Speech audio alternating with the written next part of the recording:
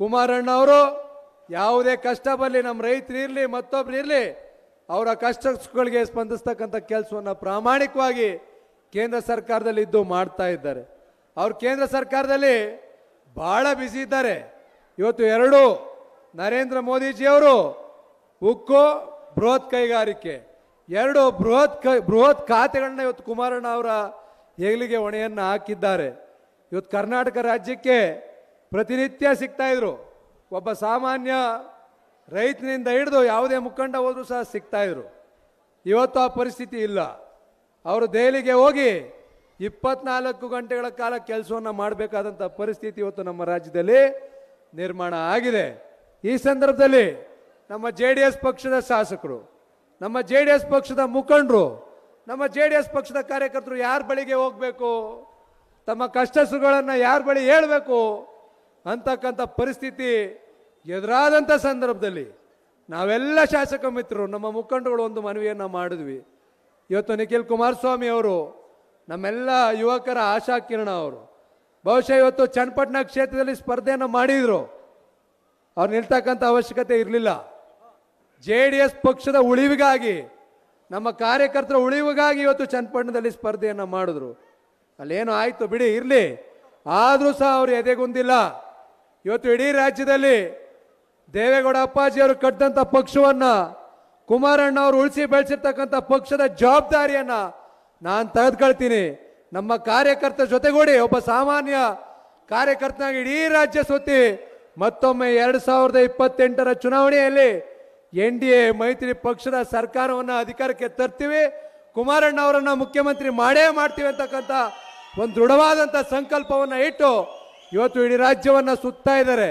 ನಾವು ಅವರಲ್ಲಿ ಮನವಿ ಮಾಡ್ತಾ ಇರ್ತಕ್ಕಂಥದ್ದು ಇಷ್ಟೇ, ನಮ್ಮ ಪಕ್ಷದಲ್ಲಿ ನೀವು JDS ಪಕ್ಷದ ರಾಜ್ಯಾಧ್ಯಕ್ಷರಾಗಬೇಕು.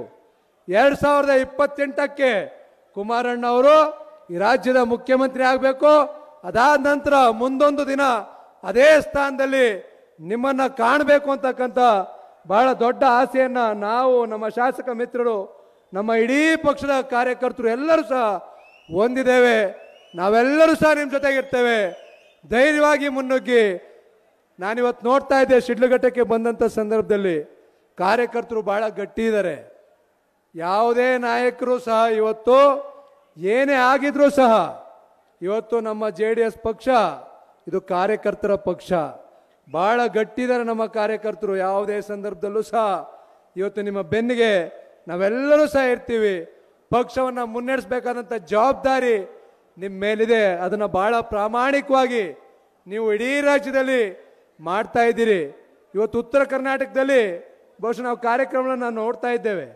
ಬಹಳ ಉತ್ತಮವಾಗಿ ನಮ್ಮ ಕಾರ್ಯಕರ್ತರು ಇವತ್ತು JDS ಪಕ್ಷವನ್ನು ಸಂಘಟನೆ ಮಾಡಬೇಕು, ನೀವು ನಮ್ಮ ಜೊತೆಗೆ ಬರಬೇಕು. ನಾನು ಹೇಳ್ತಾ ಇರ್ತಕ್ಕಂಥದ್ದು ಇಷ್ಟೇ, ನಿಮ್ಮ ಜೊತೆಗೆ ನಾವೆಲ್ಲ ಇರ್ತೀವಿ. ಮತ್ತೊಮ್ಮೆ JDS ಪಕ್ಷ, BJP ಪಕ್ಷ ಮೈತ್ರಿ 2028ಕ್ಕೆ ಸರ್ಕಾರ ತರ್ತಕ್ಕಂಥ ಸಂಕಲ್ಪವನ್ನು ನಿಖಿಲ್ ಕುಮಾರಸ್ವಾಮಿ ಅವರು ಮಾಡಿದ್ದಾರೆ. ಅವರ ಬೆನ್ನೆಲುಬಾಗಿ ನಾವೆಲ್ಲರೂ ಸಹ ಇರ್ತೀವಿ.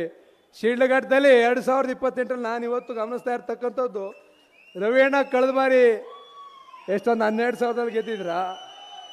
12,000 ಮತಗಳ ಅಂತರ. ಎಷ್ಟು? 17,000 ಮತಗಳ ಅಂತರದಿಂದ ಗೆದ್ದಿದ್ರು. ನಾನು ಈ ಭಾಗದಲ್ಲಿ ನಾನು ನೋಡ್ತಾ ಇದ್ರೆ ಮುಂದಿನ ಬಾರಿ ಕನಿಷ್ಠ ಪಕ್ಷ 35,000-40,000 ಮತಗಳ ಅಂತರದಿಂದ ಗೆಲ್ತಾರೆ ಅಂತಕ್ಕಂಥದ್ದನ್ನ ನಾನು, ನಮ್ಮ ಕಾರ್ಯಕರ್ತರ ಉತ್ಸಾಹ. ಇಲ್ಲಿ ಯಾವುದೇ ಜಾತಿ ಇಲ್ಲ, ಮತ ಇಲ್ಲ. ಇಲ್ಲಿ JDS ಪಕ್ಷ, ರವಿಯಣ್ಣ ಅವರ ಅಭಿಮಾನಿಗಳು, ನಿಖಿಲ್ ಕುಮಾರಸ್ವಾಮಿ ಅವರ ಅಭಿಮಾನಿಗಳು, ಕುಮಾರಣ್ಣ ಅವರ ಅಭಿಮಾನಿಗಳು, ದೇವೇಗೌಡ ಅಪ್ಪಾಜಿ ಅವರ ಅಭಿಮಾನಿಗಳು, ಇಷ್ಟೇ ನಮ್ಮ ಕಣ್ಣಿಗೆ ಕಾಣಿಸ್ತಾ ಇರ್ತಕ್ಕಂಥದ್ದು ಇವತ್ತು. ಇಷ್ಟು ಹೇಳ್ತಾ ನಮ್ಮ ರವಿಯಣ್ಣ ಅವ್ರ ಬಗ್ಗೆ 2 ಮಾತು ಹೇಳಬೇಕು ನಾನು. ಇವತ್ತು ನಾವಾದರೂ ಮೊದಲನೇ ಬಾರಿ ಆಯ್ಕೆಯಾಗಿರ್ತಕ್ಕಂಥ ಶಾಸಕರು, ನಮ್ಮ ಜೊತೆಗೆ ಅವರು ಸಹ ಮೊದಲನೇ ಬಾರಿಗೆ ಆಯ್ಕೆಯಾಗಿರ್ತಕ್ಕಂಥವ್ರು. ಆದರೆ ಕಳೆದ ಬಾರಿ 2018ರಲ್ಲಿ ನಿಂತು ಅವರು ಸ್ವಲ್ಪ ಮತಗಳ ಅಂತರದಿಂದ ಸೋತಿದ್ರು. ಈ ಪಕ್ಷವನ್ನು, JDS ಪಕ್ಷವನ್ನು ಕಟ್ಟಬೇಕಾದ್ರೆ ಅವರ ಇಡೀ ಕುಟುಂಬದ ಶಕ್ತಿಯನ್ನು ವಿನಿಯೋಗಿಸಿದ್ದಾರೆ. ಅವರ ಇಡೀ ಕುಟುಂಬ ದೇವೇಗೌಡ ಅಪ್ಪಾಜಿಯವ್ರ ಜೊತೆಗಿಂದ ಹಿಡಿದು ಇವತ್ತಿನವರೆಗೂ ಸಹ JDS ಪಕ್ಷಕ್ಕೋಸ್ಕರ ತನು ಮನ ಧನ ಎಲ್ಲವನ್ನ ಇವತ್ತು ಈ ಪಕ್ಷಕ್ಕೆ ಕೊಟ್ಟಿದ್ದಾರೆ. ಇಂಥ ನಿಷ್ಠಾವಂತ ಕಾರ್ಯಕರ್ತರಿವರೆಗೂ ಯಾರು JDS ಪಕ್ಷಕ್ಕೆ ಏನು ಮಾಡಲಿಕ್ಕೆ ಸಾಧ್ಯ ಇಲ್ಲ. ಇವತ್ತು ನಾವು ಸೇರ್ತಾ ಇರ್ತೀವಿ ಅಂದರೆ ನಾವು ಅಧಿವೇಶನ ನಡೀತಕ್ಕಂಥ ಸಂದರ್ಭದಲ್ಲಿ ನಾವಾದರೂ 1 ದಿವಸ 2 ದಿವಸ ಬೆಂಗಳೂರಿಗೆ ಬಂದು ಉಳಿತೀವಿ. ನಮ್ಮ ರವಿಯಣ್ಣ 1 ದಿವಸನೂ ಬಹುಶಃ ಕ್ಷೇತ್ರ ಬಿಟ್ಟಿಲ್ಲ ಅಂತ ನನ್ನ ಭಾವನೆ. ಒಂದೇ 1 ದಿವಸನೂ ಈ ಕ್ಷೇತ್ರ ಬಿಟ್ಟು ಹೋಗಿಲ್ಲ.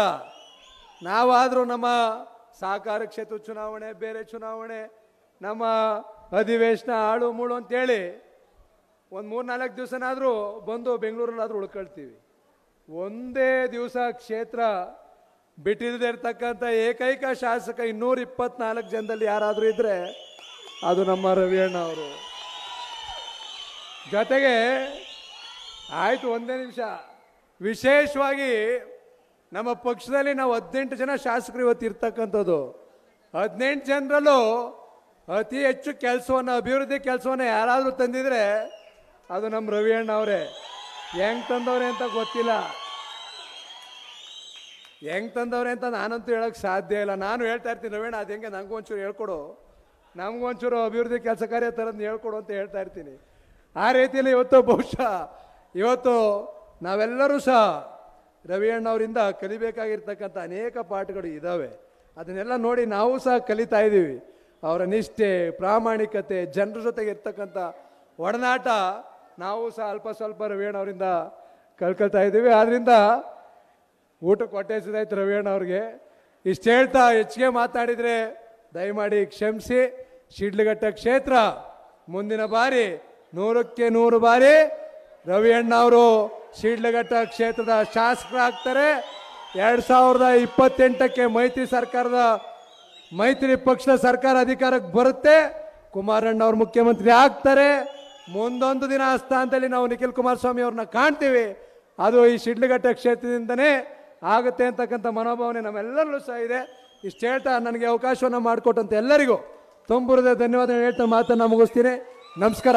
ನಾನು 86 kg ಇದ್ದವಳು 71 kg ಬಂದಿದ್ದೀನಿ. ವಯಸ್ಸಾದ್ಮೇಲೆ ಸ್ಮಾರ್ಟ್ ಆಗಿ ಕಾಣ್ತೀರಾ ಅಂದ್ರೆ ಜಿನ್ನಿ. 126 kg ವೇಟ್ ಇದ್ದು ನಾವು ಈಗ 114 kg ಲೆಕ್ಕ ಬಂದಿದ್ದೀವಿ. ಯಾವುದೇ ಸೈಡ್ ಎಫೆಕ್ಟ್ ಆಗಿಲ್ಲ. 84ರಿಂದ 50 kg ಬಂದೆ. ಆಮೇಲೆ ಸಣ್ಣಗೆ ಫಿಟ್ ಆಗಿದ್ದೀನಿ. ಅದಕ್ಕೆ ನಾನು ಯೂಸ್ ಮಾಡ್ತಾ ಇರೋದು ಜೀನಿ ಸ್ಲಿಮ್. 84ರಿಂದ 50 kg ಬಂದೆ. ಆಮೇಲೆ ಸಣ್ಣಗೆ ಫಿಟ್ ಆಗಿದ್ದೀನಿ. ಅದಕ್ಕೆ ನಾನು ಯೂಸ್ ಮಾಡ್ತಾ ಇರೋದು ಜೀನಿ ಸ್ಲಿಮ್. ಸಣ್ಣ ಆಗಕ್ಕೆ ಜೀನಿ ಸ್ಲಿಮ್ ಯೂಸ್ ಮಾಡದೆ ಹೆಲ್ದಿನೂ ಅದೇ.